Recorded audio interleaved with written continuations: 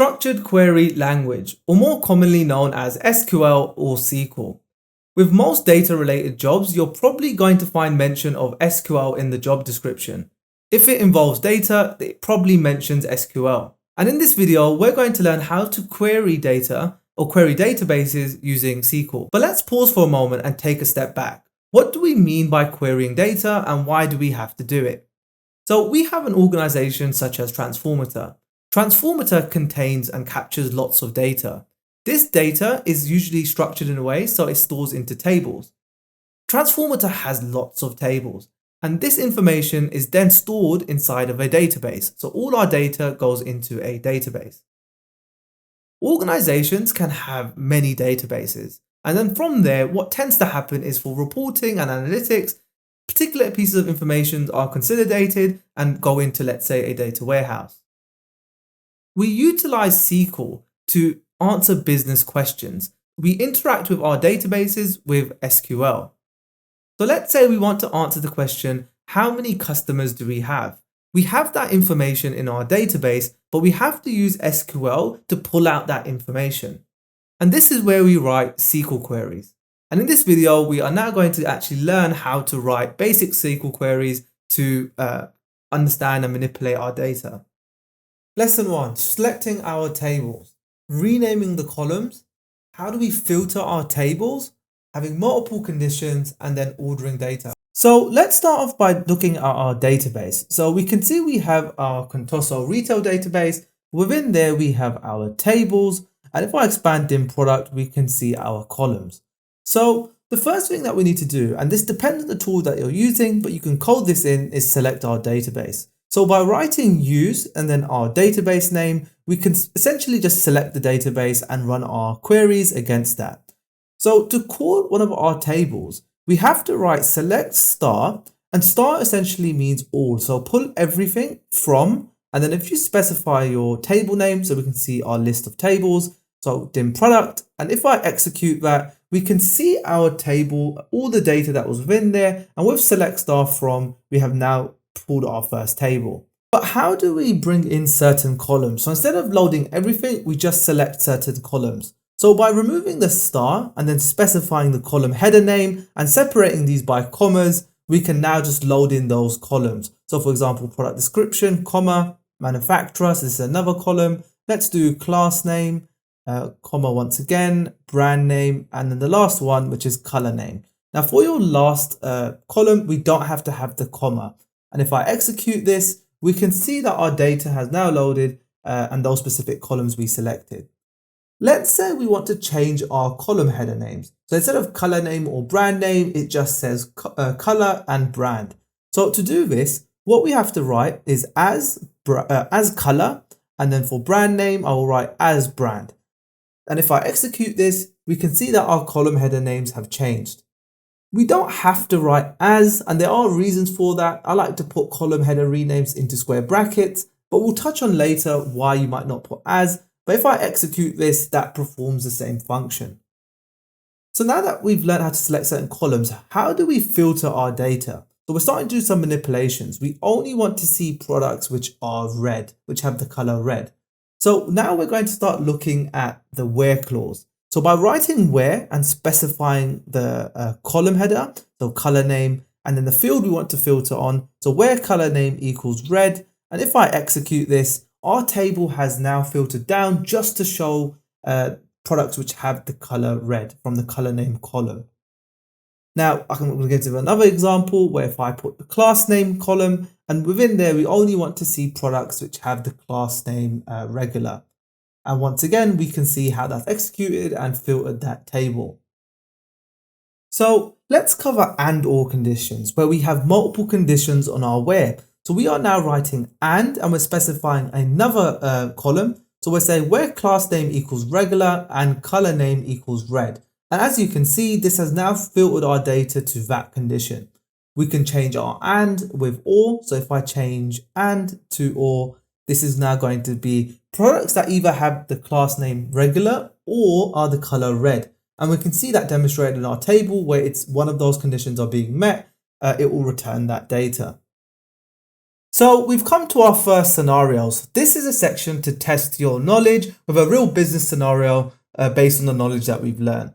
So Contoso would like to target their high earners who are married for an email marketing campaign prior to Valentine's.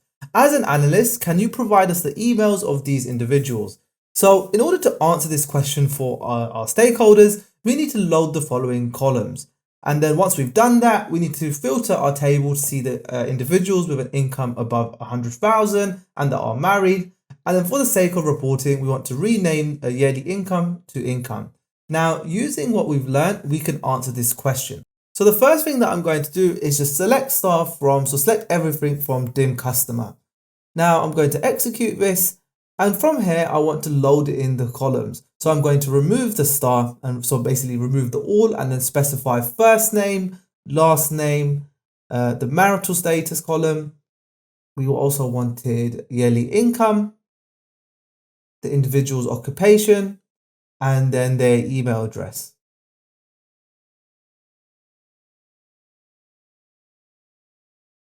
And if I execute this, so now we have a list of individuals with the data that we need, but we now have to filter this. So using where yearly income is greater than 100,000. So we're filtering our data to individuals that have a yearly income above 100,000.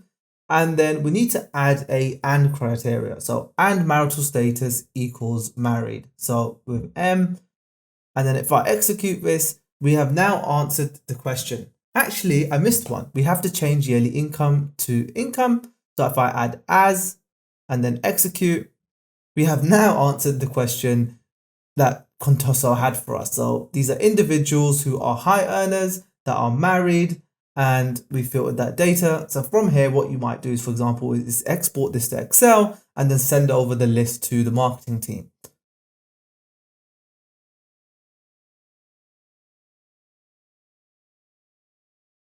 So we're now going to look at how to perform counts and other sort of aggregation functions. So let's say I want to work out the number of customers that we have in this table.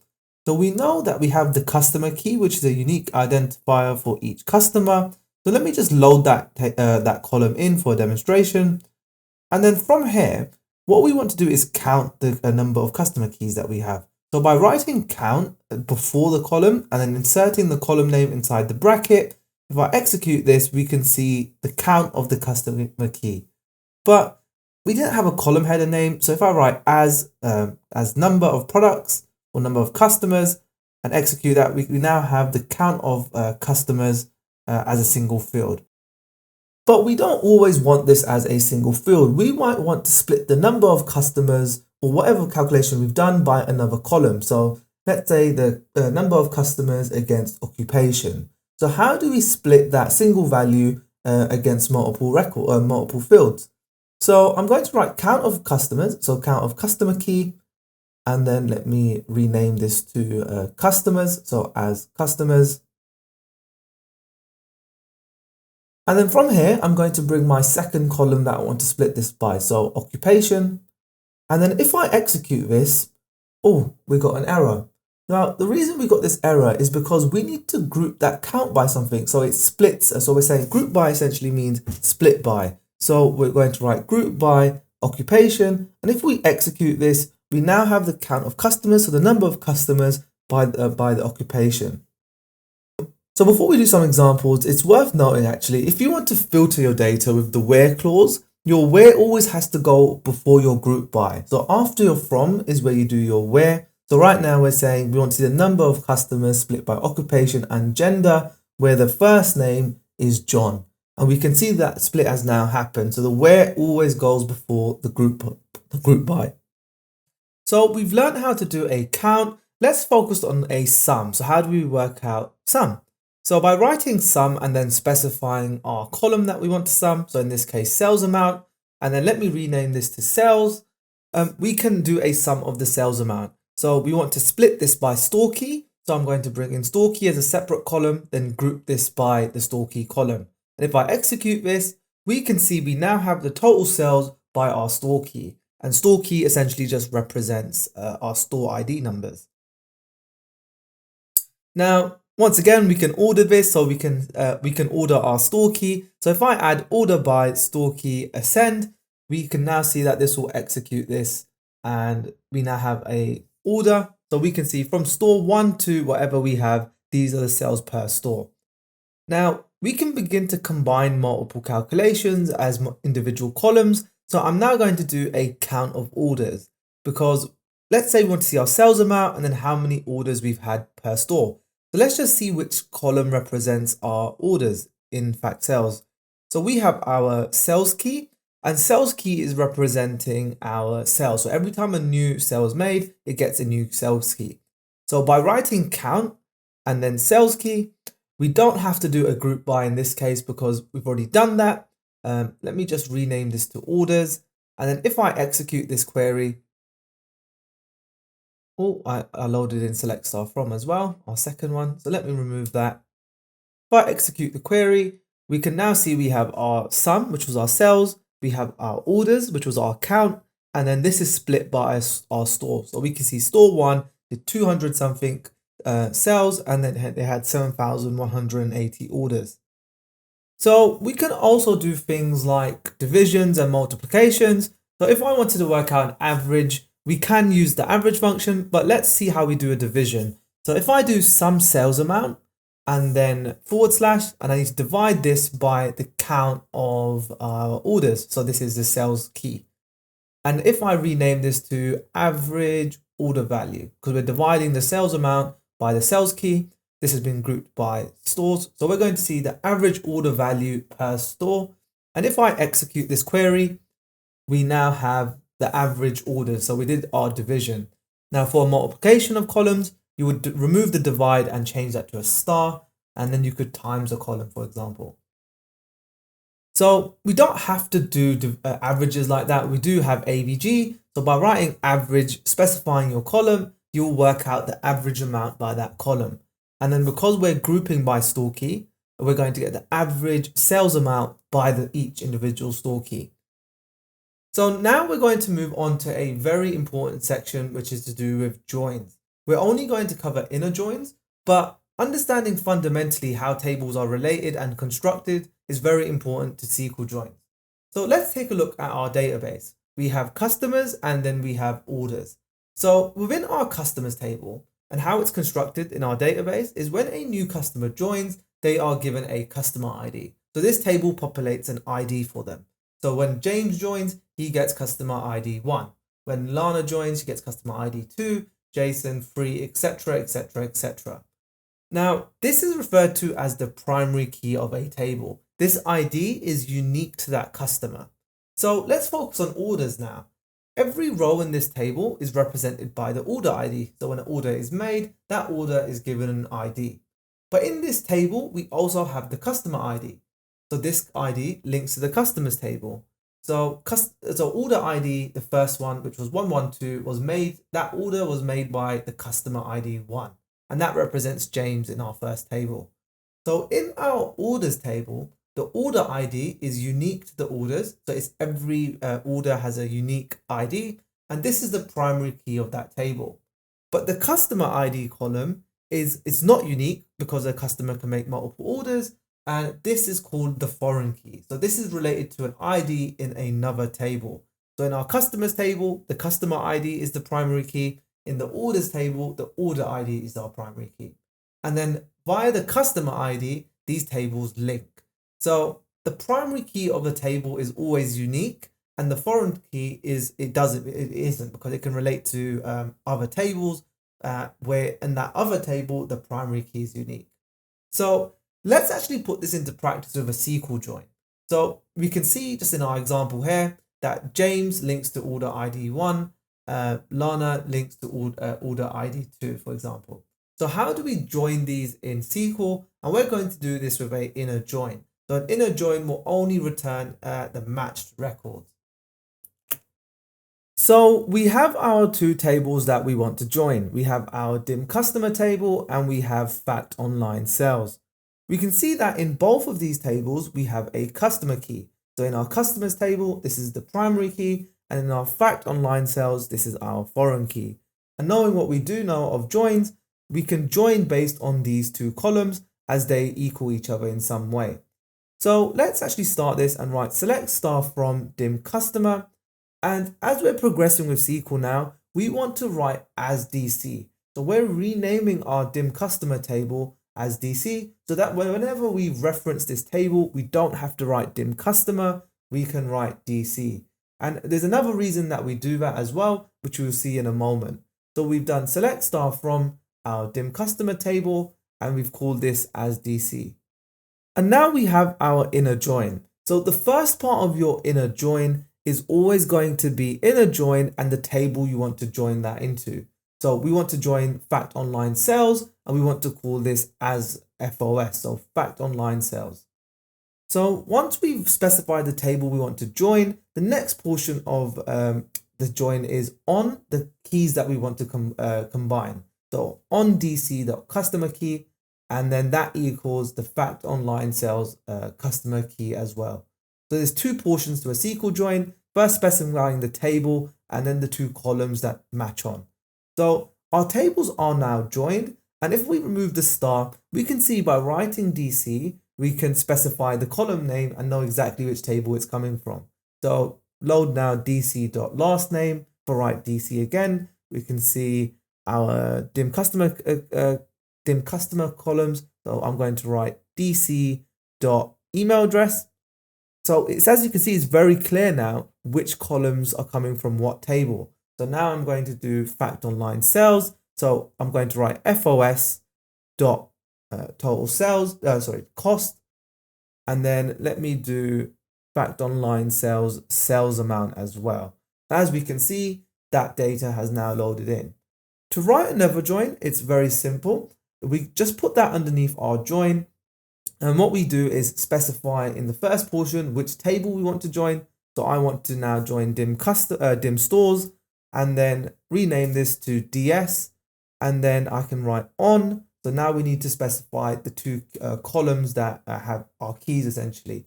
So I'm going to do on fact online sales because we're joining fact online sales, the store key to our dim store. So let's do fact online sales dot store key equals dim store key.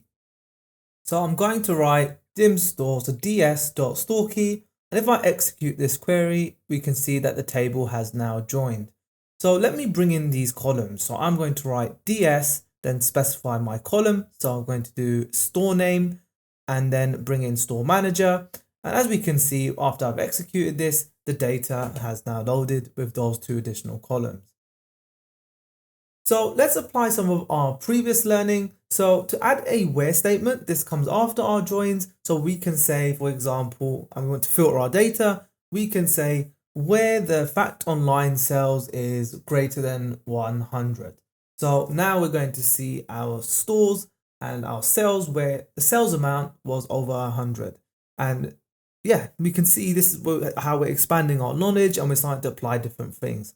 So let's start working on So let's recap our knowledge and combine a few things that we've learned with another scenario. So Contoso would like to see their sales metrics across their online stores. So that's two tables. They want to see their total sales, total cost and average order value. And they want to be able to split this by the store name. So see the total cost or the total sales by store and then the gender. So they want to see how that gender split is across their stores.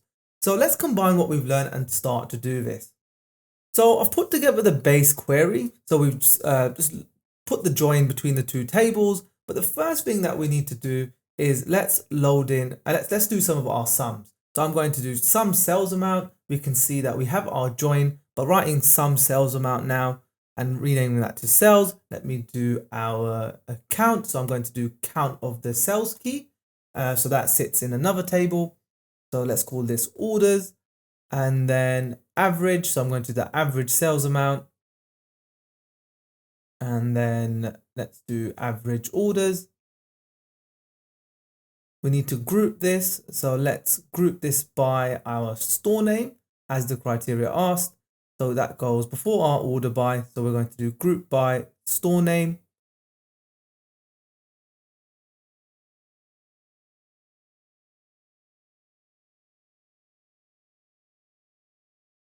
And then let me bring in store name as one of our columns because we have to have that as a column as that's the split. So if I execute, I forgot to, no, sales key isn't a column. Okay, so if I specify fact online sales because we've renamed it, okay, so it was called online sales key. So this is why it's best practice as well to have that table name at the start. So if I bring in here FOS once again, and then I'm going to write FOS here. So we know where our columns are coming from. And this will now return our total sales, orders and average by our store name. So we're now going to look at more where filtering with is null and not null. Null essentially means when there's a blank record in a column, and we're going to look at how you can either show blank records or just remove them from your filter criteria with your where. So the way that we do this is by writing where and then specifying our column. So this is the column we want to do our filter on. We can write is not null. And then what's going to happen is we're not going to see our nulls. And similarly, by removing the not, if we write execute, we can see that this now shows all our null values. Another filter condition, which is, let's say you want to see data between a range. So if I put after my where the birth date and then we write between, we can specify a date range. So I'm going to put the date range 1966-01-01 and let's say 1996-02. And then with this between function, we're going to filter our data to only show based on this range. And as we can see, our table is now filtering that. And let's order this by birthday ascending. So we can see it in ascending order. And we can see now we've filtered our data. So we're now going to look at wildcards. Wildcards are very important when it comes to SQL querying, as they allow you to search data based on like a partial match or a criteria. So I've listed out some different wildcards that you can use. And as you can see, if we start off with, let's say, where DC first name, so that's the first name column. And if we say equals John, we know this will return John because we said it has to equal John, so it will return all values. But what about if we want to see anyone that contains the word John in their name? So if we do like John, then percentage, we can see this has returned anything that has John at the start. So we have Jonathan. So that's an example of one wildcard. Now I've listed a few more. So if we, for example, we moved the position of the wildcard to start with N. So now it will be all the words that start with N in the first name column. So we have to use like, not equals, because it's not equals N percentage. It's like N, then everything after that, it can be whatever.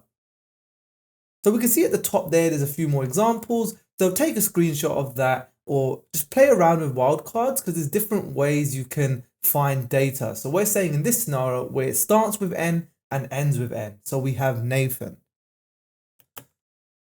So now we're going to look at some optimization. Instead of using multiple OR criteria, we can use something called in.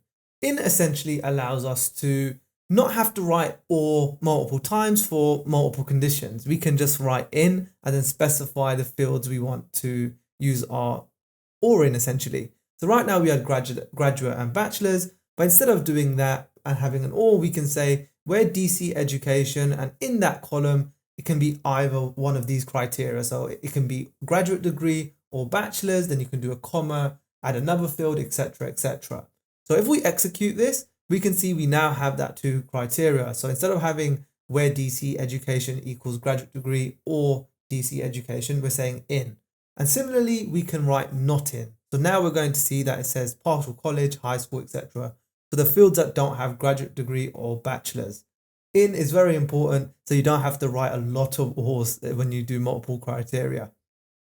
So now we're going to look at case statements, which are essentially just ifs. So by writing as a field like in our columns, by writing case and then when, we specify our logic, then the result, we can write when, the column once again, the logic, and then by writing then and the result, we can begin to build that if-else logic. Now we could do as many whens as we want, but what we're going to do, if you want to end your sort of loop, you can write else, specify the result and say when sales amount less than 20, low sales, less than 20, then medium sales, else high sales. And then we write end as, and then we put what we want to call the column.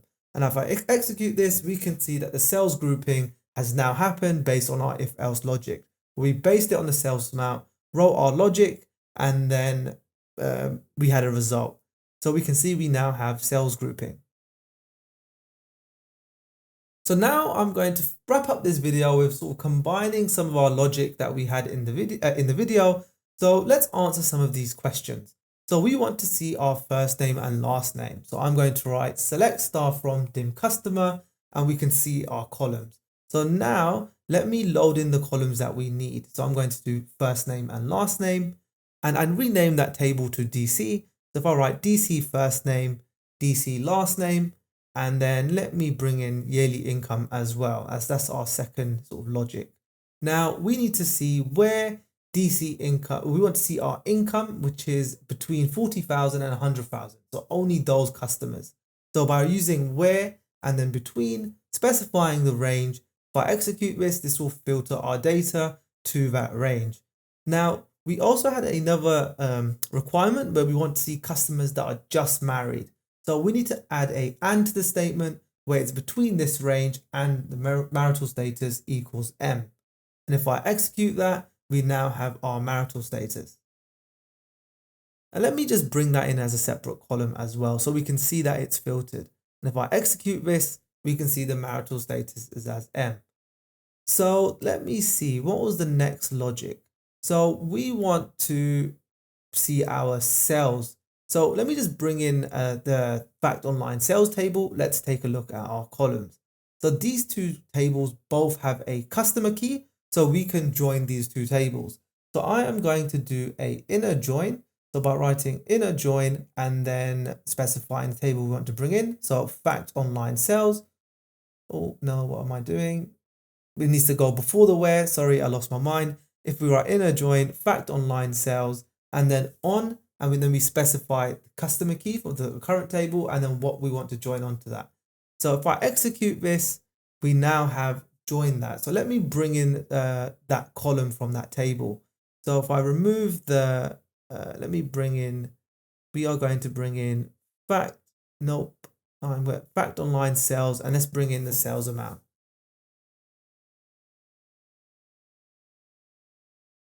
Actually, that brought in the online sales key. So actually we can see the order number as well. So we've met that criteria where we want to look at the sales information and the number of orders, but now we want to see which store they brought from.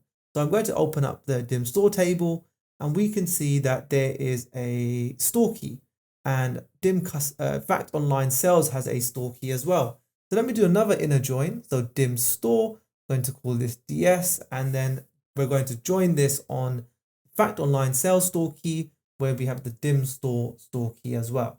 And if I execute this, we know it will be joined. But in this case, let me just bring in another column, which is DS store name, and then execute that. We can see we now have the store names as well. So we can see how we're building out our query. So the next thing was we want to see if they bought from a promotion.